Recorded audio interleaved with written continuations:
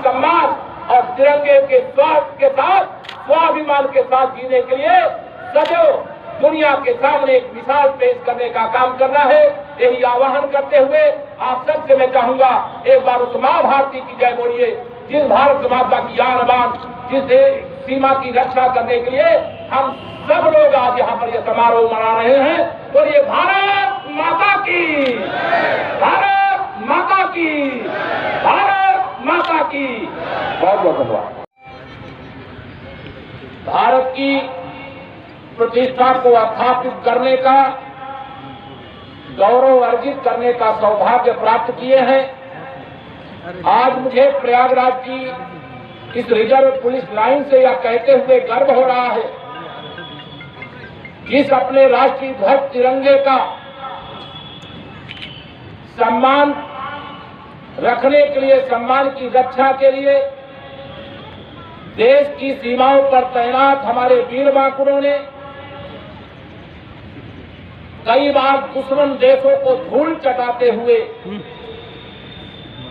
देश की एक एक इंच जमीन की रक्षा करते हुए अपने प्राणों की आहुति दे दिया, लेकिन कभी भी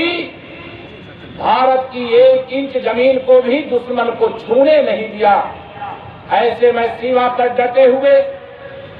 अपने उस देश की सभी सेनाओं के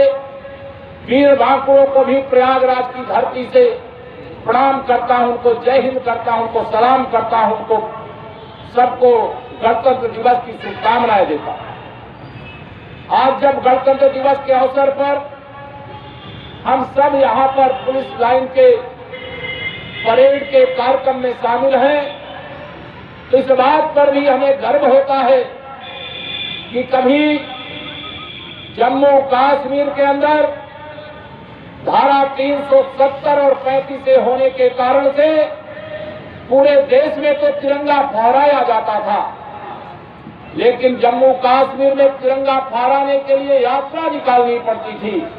लेकिन जिस प्रकार से आज प्रयागराज की पुलिस लाइन में हिंदुस्तान के हर राज्य में तिरंगे का मान और सम्मान हो रहा है, उसी प्रकार से आज जम्मू कश्मीर के भी हर घर में, हर गांव में, हर गली में, हर लाइन में तिरंगे का मान और सम्मान बढ़ा है। भारतीय गणतंत्र के इस 74वें वर्ष पर यह भी मैं स्मरण कराना चाहूंगा कि पूरे विश्व के अंदर आज तिरंगे का मान सम्मान कितना बढ़ा है। जब इस बात की मैं चर्चा करता हूं तो मुझे रूस और यूक्रेन के बीच में चल रहे युद्ध का स्मरण होता है, जब वहां हमारे भारत के अनेक नागरिक फंसे हुए थे और दोनों देश के सैनिक आमने सामने अपने युद्ध के सामान लेकर के, बम और बंदूक और तोप लेकर के डटे हुए थे। तब भारत के यशस्वी प्रधानमंत्री 56 इंच के सीने वाले माननीय नरेंद्र मोदी जी रूस के राष्ट्रपति को और यूक्रेन के राष्ट्रपति को फोन करते हैं कि मेरे भारत के जो नागरिक फंसे हुए हैं उनको भारत वापस लाने के लिए हमारे मंत्री परिषद के जो मंत्रीगण गए हैं, जब तक भारत के नागरिक एक एक नागरिक निकल करके नहीं आ जाते तब तक आप लोग युद्ध विराम करिए। हमें गर्व है भारत के प्रधानमंत्री माननीय श्री नरेंद्र मोदी जी के एक फोन के आधार पर केवल मेरे मित्रों भारत के ही नागरिक नहीं, इस तिरंगे की छाया में आस पड़ोस के देशों के भी जो नागरिक थे वह सुरक्षित वहां से निकल करके आए और दोनों देश के सैनिकों ने अपनी बंदूकें नीचे कर लिया और किसी ने भी गोली नहीं चलाई। जब तक भारत का एक एक नागरिक नहीं निकला तब तक युद्ध विराम बना रहा।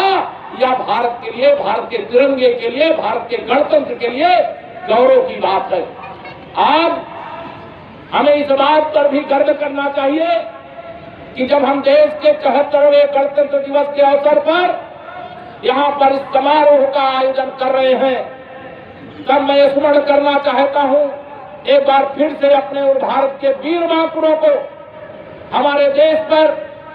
आतंकवाद की काली छाया के कारण अनेक हमारे सेना के, हमारे पुलिस के जवानों को, हमारे देश के नागरिकों को अपना बलिदान देना पड़ा था। लेकिन यह कहते हुए मुझे गर्व होता है कि कभी अमेरिका के ऊपर आतंकवादी हमला करने वाला आतंकवादी अगर पाकिस्तान के अंदर छिप करके बैठा था तो अमेरिका की सेना पाकिस्तान के अंदर घुस करके ओसामा बिन लादेन को आतंकवाद की आग में अमेरिका को झोंकने के दंड स्वरूप उसे वहां से उठा करके ले जाने और जहां भेजना है वहां भेजने का काम किया। उसी प्रकार से भारत की सेना ने माननीय प्रधानमंत्री श्री नरेंद्र मोदी जी के नेतृत्व में जब देश की सरकार बनती है